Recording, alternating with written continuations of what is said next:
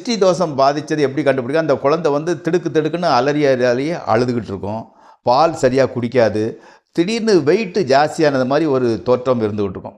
இந்த மாதிரி இருந்தால் அந்த குழந்தைய வந்து நம்ம குலதெய்வத்தை நெஞ்சு வணங்கி விபூதியை எடுத்து நெற்றிலையும் வயிறு, அதாவது கழுத்துலேருந்து இங்கே வரைக்கும் அதை பூசி தண்ணி எடுத்து குலதெய்வத்து பேரை சொல்லி வாயில் 3 சொட்டு விடணும். அப்பவும் சரியாகலைன்னா சாயங்காலம் என்ன பண்ணணும்னு கேட்டிங்கன்னா, அந்த கற்பூரத்தை எடுத்து அது தலையை வலது பக்கமாக 3 சுற்று, இடதுபுறமாக 3 சுற்று, உடம்பு ஃபுல்லாக அந்த கற்பூரத்தை தடவி எதுவுமே பேசாமல் வாசலில் கொண்டு போய் அந்த கற்பூரத்தை கொளுத்தணும்.